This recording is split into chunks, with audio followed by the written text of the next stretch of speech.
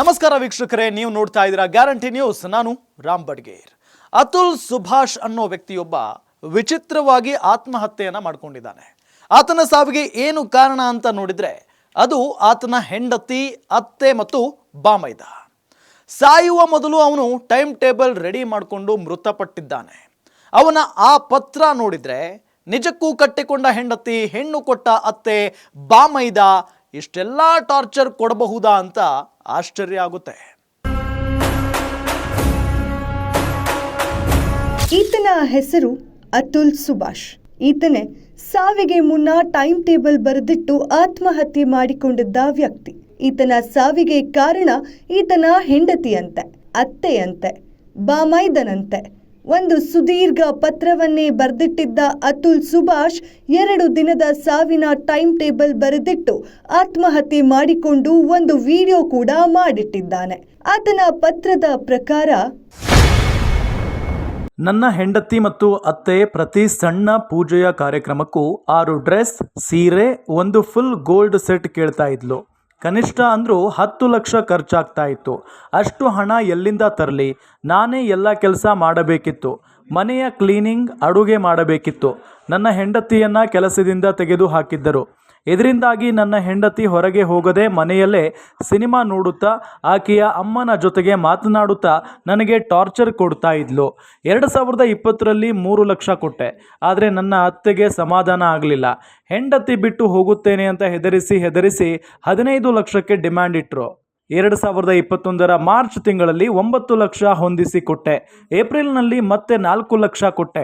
ನನಗೆ ಬಿಸ್ನೆಸ್ ಮಾಡೋಕ್ಕೆ ದುಡ್ಡು ಬೇಕು ಅಂತ ಕೇಳಿದ್ದವರು ಬೆಂಗಳೂರಿನಲ್ಲಿ 1 ಕೋಟಿಯ ಮನೆ ಖರೀದಿಸಲು ಪ್ಲಾನ್ ಮಾಡಿದ್ರು. ನಾನು ದುಡ್ಡು ವಾಪಸ್ ಕೇಳಿದಾಗ 50 ಲಕ್ಷ ಕೊಡುವುದಕ್ಕೆ ಡಿಮ್ಯಾಂಡ್ ಮಾಡಿದ್ರು. ಅದಕ್ಕೆ ನಾನು ಒಪ್ಪಲಿಲ್ಲ.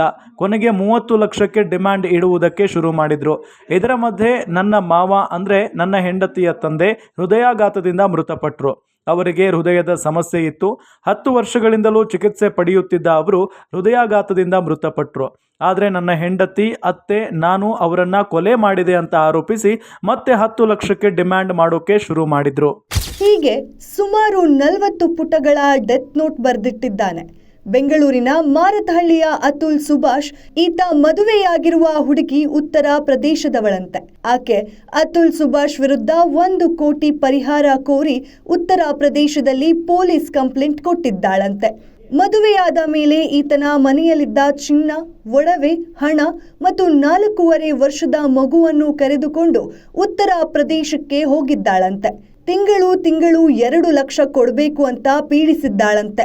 ಇಷ್ಟೆಲ್ಲ ಆದ ನಂತರ ಸಾಯುವುದಕ್ಕೆ ಡಿಸೈಡ್ ಮಾಡಿದ್ದ ಅತುಲ್ ಸುಭಾಷ್ ಸಾವಿನ ಮುನ್ನ 3 ದಿನ ತನ್ನ ಇಚ್ಛೆಯಂತೆ ಬದುಕಬೇಕು ಎಂದು ಡಿಸೈಡ್ ಮಾಡಿ ಟೈಮ್ ಟೇಬಲ್ ಬರೆದಿಟ್ಟು NGO ಒಂದಕ್ಕೆ ಮೆಸೇಜ್ ಮಾಡಿ ನೇಣು ಹಾಕಿಕೊಂಡು ಮೃತಪಟ್ಟಿದ್ದಾನೆ. ಈತನ ಅಂತಿಮ ಬೇಡಿಕೆ ಏನು ಗೊತ್ತಾ? ನನ್ನ ಹೆಂಡತಿ ಕೌನ್ಸಿಲಿಂಗ್ಗೆ ಬರೋದಕ್ಕೂ ನಾನು ಯಾಕೆ ಒಂದೊಂದು ಸಾರಿಯೂ 50,000 ದುಡ್ಡು ಕೊಡಬೇಕು? ಗಂಡಸರಿಗೆ ನ್ಯಾಯವೇ ಸಿಕ್ಕಲ್ವಾ? ನ್ಯಾಯಾಲಯಗೂ ಕೇವಲ ಹೆಂಗಸರ ಪರವಾಗಿ ಕೆಲಸ ಮಾಡ್ತವೆ ಅಂತೆಲ್ಲ ಆರೋಪ ಮಾಡಿದ್ದಾನೆ. ಮತ್ತು ಕೊನೆಯದಾಗಿ ತನಗೆ ನ್ಯಾಯ ಸಿಗೋವರೆಗೂ ನನ್ನ ಆಸ್ತಿ ವಿಸರ್ಜನೆ ಮಾಡಬೇಡಿ ಎಂದು ಬೇಡಿಕೊಂಡಿದ್ದಾನೆ. ಇದೆಲ್ಲವನ್ನು 84 ನಿಮಿಷಗಳ ಸುದೀರ್ಘ ವಿಡಿಯೋ ಮಾಡಿಟ್ಟು ಎಲ್ಲ ದಾಖಲೆ ಕೊಟ್ಟು ಆತ್ಮಹತ್ಯೆ ಮಾಡಿಕೊಂಡಿರೋ ಈ ಅತುಲ್ ಸುಭಾಷ್ ಬೆಂಗಳೂರಿನ ವ್ಯಕ್ತಿ. ವಯಸ್ಸು ಕೇವಲ 38 ವರ್ಷ ಅಂತ ಹೇಳಿದ್ದು ಸತ್ಯಾನೋ, ಆತನ ಹೆಂಡತಿ ಹೇಳ್ತಿರೋದು ಸತ್ಯಾನೋ ಬೇರೆ ಕತೆ. ಆದರೆ ಆತನ ಟೈಮ್ ಟೇಬಲ್ ಆತ್ಮಹತ್ಯೆ ಮಾತ್ರ ಸಂಚಲನವನ್ನ ಹುಟ್ಟು ಹಾಕಿದೆ. ನೋಡ್ತಾ ಇರಿ ಗ್ಯಾರಂಟಿ ನ್ಯೂಸ್, ಸುದ್ದಿ ಖಚಿತ, ನ್ಯಾಯ ನಿಶ್ಚಿತ. ಗ್ಯಾರಂಟಿ ನ್ಯೂಸ್, ಸುದ್ದಿ ಖಚಿತ, ನ್ಯಾಯ ನಿಶ್ಚಿತ.